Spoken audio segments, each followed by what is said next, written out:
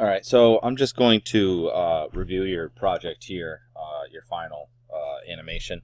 Unfortunately, I can't open up the Maya file because you didn't give me the referenced thing, so I'm just going to have to use this here.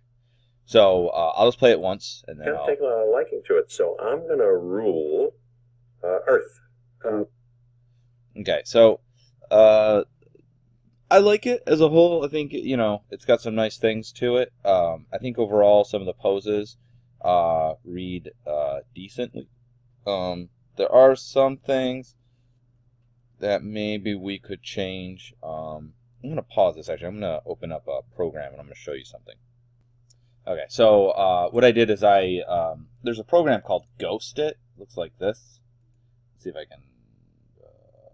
So what it allows you to do is, I'm going to go ahead and Ghost All. You can find it. Ghost It, GHOST-IT. Just look for it. It's just like a free thing. It's kind of old. But what it allows you to do is you double click on it. It shows up here. And if I double click on this guy here, see this little ghost?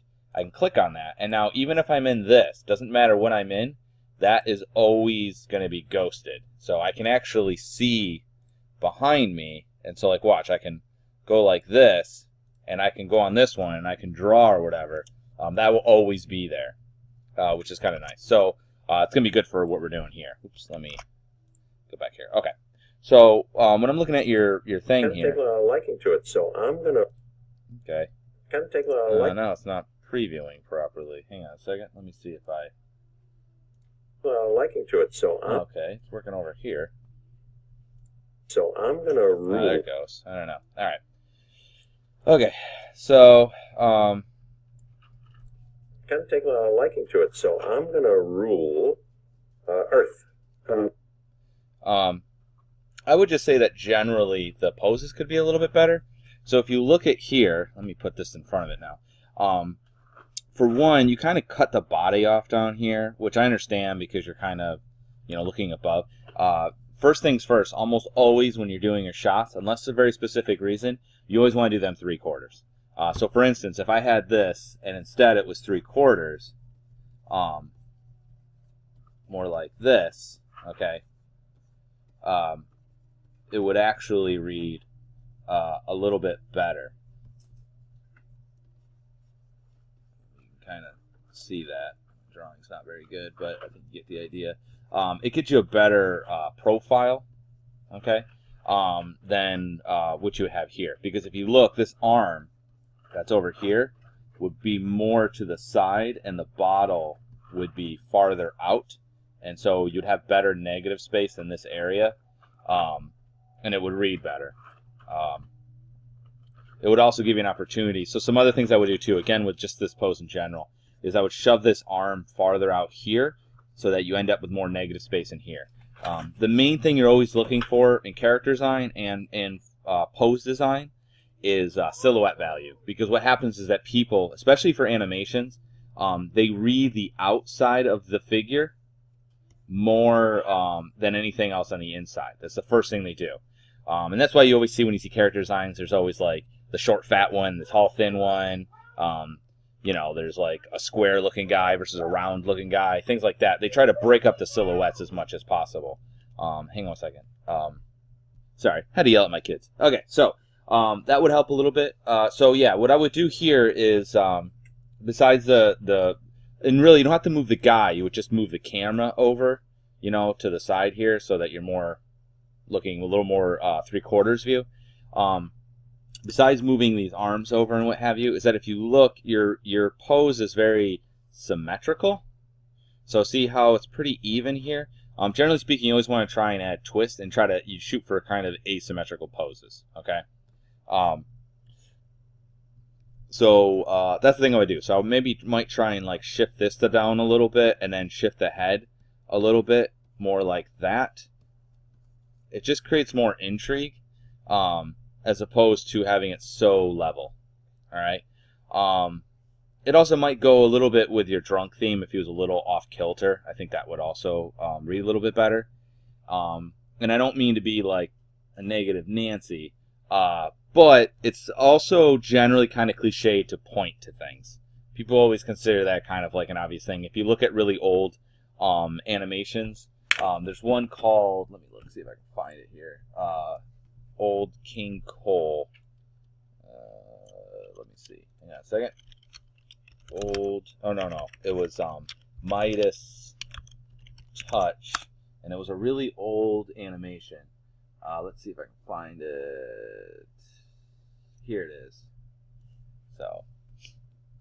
You and your team need to get things Oh, done. God. With Monday.com, it's easy. Hooray for Monday.com. Okay. So this is, what I want you to do is just watch this guy pointing.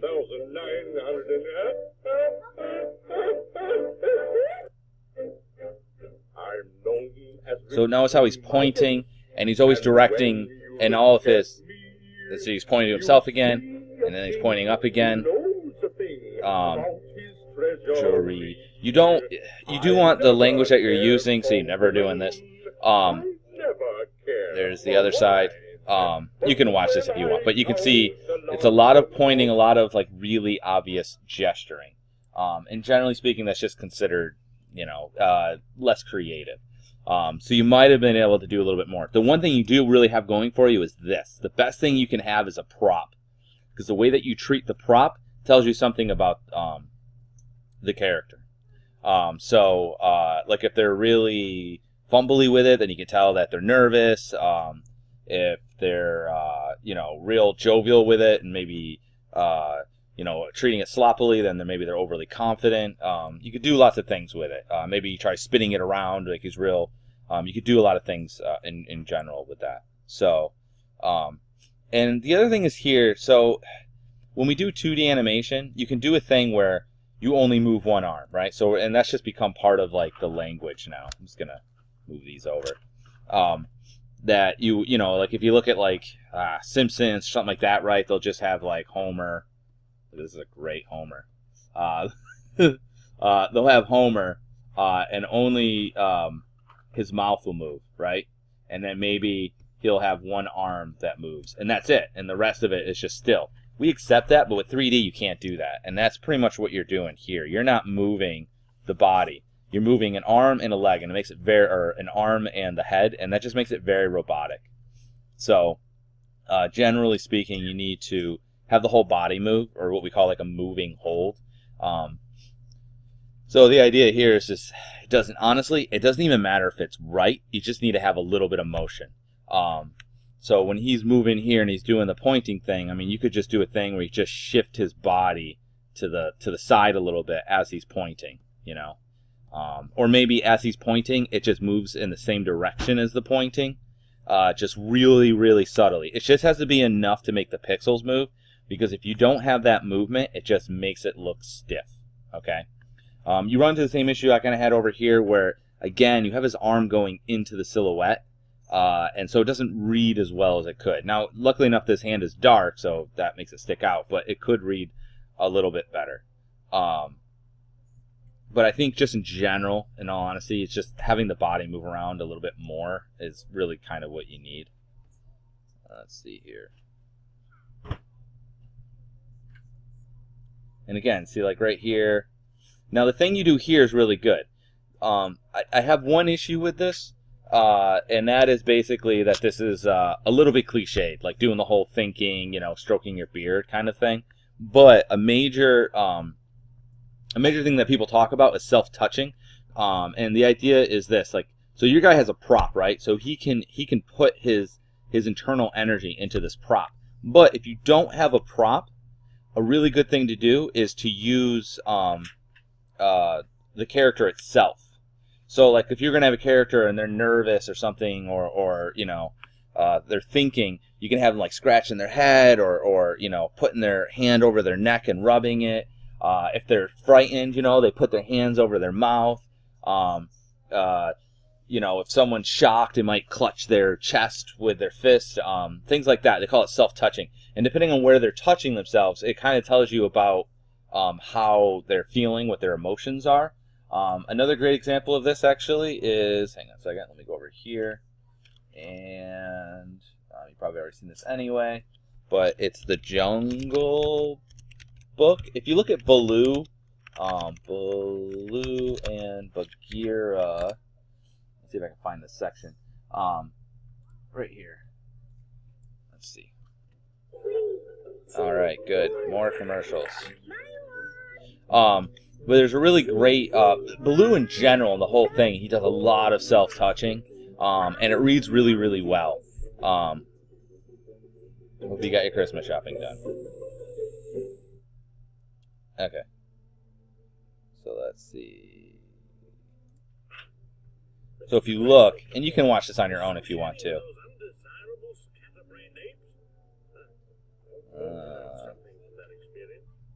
Let's see. Here we go.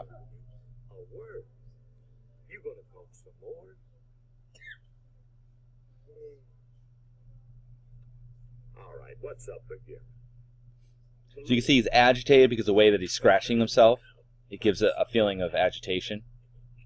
Now here he's kind of full of himself because of the way that he's kind of, again, touching himself. So there's a whole thing with that. So I like what you did there, playing off of that. And there's lots of other good examples with this too. And generally that's just an acting technique, generally.